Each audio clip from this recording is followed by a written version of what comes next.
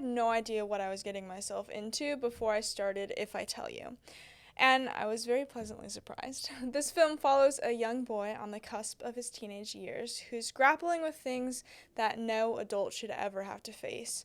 And in a way, it's the story of his loss of innocence, the turning point from childhood to adulthood. If I Tell You deals with really complex, heavy topics with astonishing grace, and it features a stellar cast that makes viewers just feel like part of the family. Now, right off the bat, it's really important to note that the film deals with the rape of 2 women, including a main character. But neither instance is shown, but it's a very heavy topic, not suitable for some viewers, especially younger viewers. With that being said, the film does a really good job of dealing with the inevitable aftermath of the tragedies, including the guilt, fear, and grief that's felt by the victims, the helplessness and sorrow experienced by their loved ones, and the complicated politics behind the decision to report or not report the crime. It asks a really, really important question, that is, how do we heal and grow when God's great design is desecrated in such an evil way? And in the end, this film does offer hope. I really appreciated a short scene during which Michael, the main protagonist, is doing homework at the table. And after his mother leaves, his father sits on the couch just looking really, really defeated.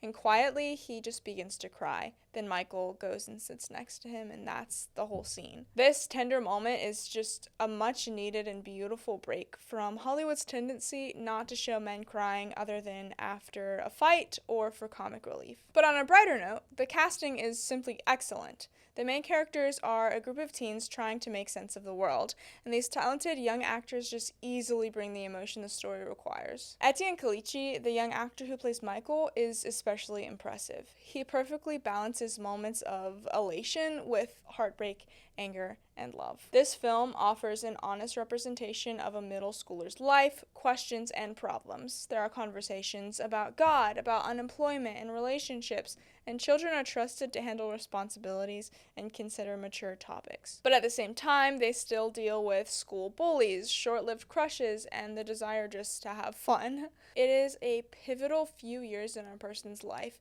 and this film doesn't shy away from those complexities. It showcases the power of a child's mind, will, and passion, and reminds viewers of how strong kids really are. And there's an interesting subplot involving Christianity and the family's relationship with God. Michael and his grandmother attend church every Sunday, but his parents don't. And in one scene, he talks to his mom about it, and she mentions that it's sometimes harder to believe in God than at other times. And Michael agrees, and they don't speak of it again. But later in the film, after some healing has taken place, the mom is shown at church, and Michael helps her with a hymnal. It's just a really sweet moment. It's small, but beautiful in a story that is completely saturated with brokenness. As for content to consider, for language, there is some mild profanity, including the S word and an F word, which is the derogatory term for someone identifying as homosexual. For violence, there's not too much. Kids shove each other, but there is no blood. The women who have been raped are seen bloodied and bruised, but the violent acts are not shown. For sexuality, as you can imagine, there is a good amount here. A woman is seen dancing in her underwear with a shirt on in front of her boyfriend. Kids look at a porn magazine that belongs to one of their fathers, and only a blurry cover photo can be seen, but the kids talk about tits, and one of the male friends says, "Look at the abs on him." And there are conversations about rape. After a woman is raped, and that's not shown, Michael finds her on the ground with one of her breasts exposed, and that is shown. Other than that, there is a short little moment where one kid steals a beer from the grown-ups' stash at a block party, and they try it, but all the kids find it disgusting.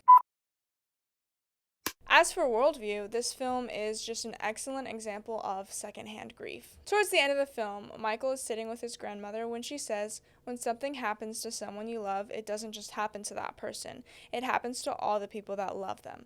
Secondhand grief is real. It encompasses guilt for what you should have done, fear for what could happen in the future, with anger, helplessness, and plenty of other emotions. It's the result of living in a community, and it's magnified when you live as part of a collective body. But this is a good thing. 1 Corinthians 12:24-26 says, "Indeed, God has put the body together, giving greater honor to the less honorable, so that there would be no division in the body, but that the members would have the same concern for each other. So if one member suffers, all the members suffer with it. If one member is honored, all the members rejoice with it." We are made to live in communion with one another, and the result is the highest of highs and the lowest of lows. a shared burden is a lightened load, while a shared triumph becomes a greater joy. Now, in this film, the secret puts a really heavy burden on Michael that he just can't bear alone. He holds out for as long as he can before he has to tell someone, before he has to lean on his community. Once the truth is out, there is an initial hurt, but that's followed by reconciliation and a stronger bond than ever before. In the end, I really enjoyed this film and was just really touched by the story. It takes its time, but it's never boring. It's a celebration of everyday suburban life, and the viewer feels like part of the community. And from the way it's filmed to the set design and performances, every detail builds a world of pain, loss, healing, and love.